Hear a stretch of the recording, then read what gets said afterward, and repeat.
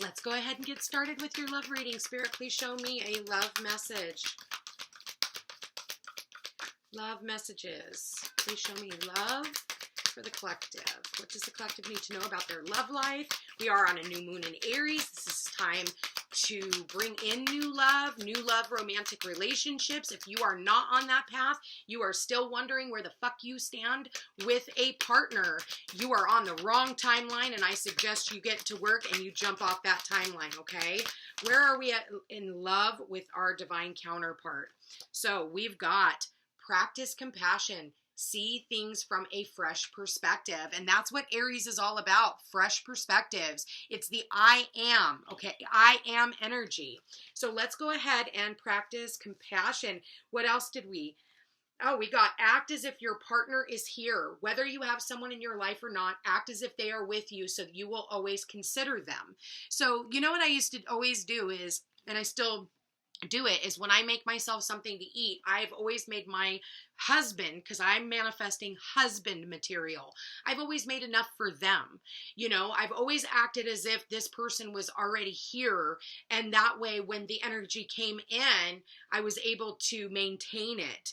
And then it says, focus on love, look for the good in everyone. So let's see how this plays out in our love messages. Spirit, please show me for the collective. Practicing compassion for yourself and others is very important. So we've got finances and career. Financial issues are a factor in your love life right now. Maybe for one of you or the other, maybe you guys are too busy working. You're spending more time at work, your nose is to the grindstone, and you need to learn how to have compassion for the other individual that is in your life so that you're not overworking, but also learning how to value yourself is what that card talks about. Then we've got flirt, extend your lighthearted energy to others. And that is where we focus on our love. This is true love. This is the romance of a lifetime. So, and it's talking about bringing in that true love energy. So whether you know who this person is or not, oh my God, you need to trust the process. It says this situation is calling for you to have faith. Everything's going to work out. If you do know who this person is and they are being overworked right now, I feel like it's just because there's things that they need to get done. So just trust the process. They do care for you, and they are trying to have compassion for where you stand in this relationship. The center of the reading is release your ex. The time has come to clear your energy. So maybe you or the other party has an ex in their energy right now, or there's some type of a third party that is involved in this relationship, and we need to go ahead and clear that out so that it is not affecting the other party. And it is saying, love yourself first. Your self-respect makes you more romantically attractive. The next card we've got out is let your friends help you. Ask for and accept support from others. You know, sitting down, talking with a friend. Also, learning how to be friends with this partner is very important too. You know, having some form of a friendship and really getting to know each other on a deeper level. But sitting down, talking to your friends. I do feel like there is chemistry between you and another party. I feel like there's a very strong magnetic attraction between you and this person. You are not like their ex, okay? And maybe for both of you has tried to compare the other party to their ex. That's not going to work in this energy. And at the last card out, we've got give your relationship a chance. Work on your partnership with one another. And it's time for you guys to sit down and have these heart-to-heart conversations. Honestly, discuss your feelings with one another. Discussing where you want to go in this relationship. Feeling like you can open yourself up to this partner and they're not going to shut you down. Opening up about how you want to be treated in the relationship. Opening up about, you know, your value and where you see the future going as well. Investing in one another, but we also have to remember that this person is not our ex, and we cannot treat them as if they are. And if there's, you know, maybe you have a third party that's still lingering in the midst of your relationship. For some of you, maybe you have a new relationship, and I feel like you know, maybe there's a third party that's now involved and this third party needs to exit out. Or maybe it's the ex still calling and still texting, and that's going to be an issue in the relationship. If you have exes still calling, still texting you, hey boo, what's up? You know, it's time for you to let that shit go, especially when you're trying to start a new love relationship. With this new moon in Aries, we are definitely coming into these new relationships. But with that Saturn in Pisces, we can't have the past still lingering in our future. It is time for us to really evolve out of those energies and start this new cycle. So what advice do you have, Spirit, for the collective? Wow, that came out real quick. Building blocks. We are building towards our future. Let's see what this card has to say. It's the number 28, which is a 10. 10 is all about completing and endings of cycles. So maybe it is them ending this relationship with someone from the past, you know, getting rid of third parties. And it doesn't necessarily have to be an ex. It could also be, you know, thoughts of the past or people from the past or just someone in the midst of your relationship that can create some kind of chaos. The relationship message says, when you see this card, know that you are attracting new relationships into your life and solidifying the ones you already have by building them on the foundations of honesty, humility, clear communications, and a genuine desire to know one another. You are moving towards laying the groundwork for a relationship with the firm footing that will ensure it can withstand any storm. It can withstand when an ex tries to pop back in and is like, what's up? What you doing? Who gives a fuck? It's none of your business. You're an ex for a reason. Okay? You are moving toward laying the groundwork for a relationship with the firm footing that will ensure it can withstand any storm. Long-standing relationships are also repaired and strengthened. You and the other person are stronger, wiser, and more powerful together than apart. Anytime we are coming into a union with a divine counterpart, anything and everything will get triggered to come in and try to keep the two of you guys from being together, from being that power couple. And being a power couple, it's like, you know, when you're on your own, you're like a 60-watt light bulb, right? And they're a 60-watt light bulb. When you come together as one, you're not 120 watts. You're billions of watts. And the universe, not the universe conspires to bring the two of you together, but the darkness will do anything in its power to keep the two of you apart, from keeping the two of you guys from recognizing one another. But you guys have a divine mission. So exes will pop back in, especially when they feel that you are pulling away from them and actually going in a new direction. That's when they feel that energetic pull where that rubber band's about ready to snap, and all of a sudden they want to call and talk to you. Hey, how's it going? Let's, you know, sit down and talk about, you know, the things that happened in the past. And remember this one time when I did ... Who gives a fuck? It's over. You're building blocks towards your new life. You're building blocks towards stronger foundations in your life. Trust is a big thing because of the ex. It sits right next to this ex. And so maybe for one or the both of you, you have had these trust issues in the past, and you've had to learn to love yourself more and learn how to trust your picker this time. You know, sit down and talk to your friends and loved ones. Do they see you happier? Do they see you more motivated? Do they see you more creative because you have this new partner that is showing up in your life? Again, this person is already with you in spirit. If they're not with you right now in the physical, they are with you in spirit. And they are coming towards you. I feel like you could get a text message, a phone call, an email where this person is going to want to come in and talk to you. And what are they going to want to say, Spirit? What do they want to tell you? They want to say, I pushed you away because I was scared. I never expected to feel this way about you. Maybe, you know, the two of you guys tried to get something off the ground in the past and somebody was actually petrified. So they pushed this relationship aside because they didn't feel like they were being valued enough in the relationship. But at the end of the day, they never expected to have the strong feelings for you that they do. And I feel like, you know, that they needed to work on loving themselves first. But they couldn't stop seeing signs of you everywhere they went. They saw signs of you at the store. They saw signs of you, you know, they heard music that came through, and it immediately made them think of you. And again, it's funny, we've got the word trust, and then we have trust me.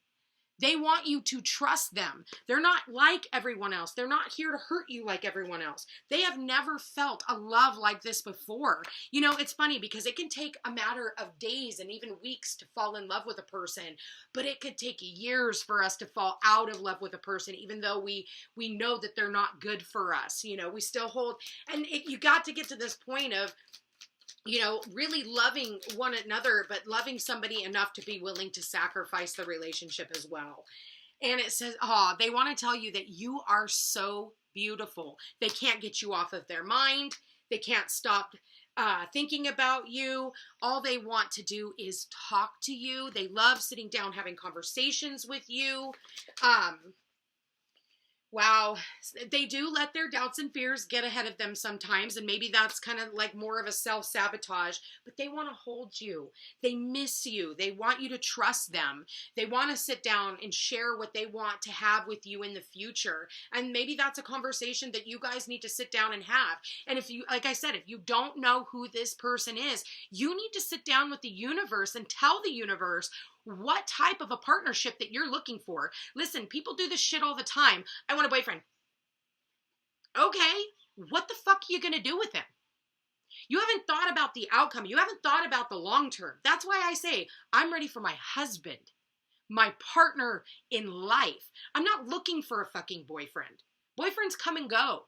I want something that lasts the test of time. I want that commitment. I want that long term. Boyfriend is the here and now. I want that, even if it's not that, you know, piece of paper, which some people don't want that, but they want the commitment of knowing that another party is going to be there. You have to tell the universe, I want to build with this person. I want to create with this person, whether that's having a child or building a home or building a business together, building a life together, coming home to one another, eating together, joint finances. Investing in one another. If you don't have all of that, and that's not where your mind is gone, except for you just want the instant pleasures of jumping into bed together, you're on the wrong timeline. You need to really start reevaluating where you are at in a relationship. If your relationship starts out and all you do is talk sexual to one another, it's instantly sexting, they can't even pick up the fucking phone and call you, they don't ask you on a date, you're on the wrong relationship. You need to think about that. Where is your value? Where is your worth? Where is this going? And if you're not in that position and you have to wonder, you're nowhere, okay? You want somebody that you can build with, build a home, build a family, build a legacy, stories. It's taming that inner dragon. I look at her with that dragon right there, and that dragon doesn't look like it's going to eat her. There's compassion. Focusing on love, loving yourself. That's what this card says. Love yourself first. It says focus on love, focusing on loving you. When you're taking care of you, taking care of your health. Like for me, you know, I've been single now for almost a decade.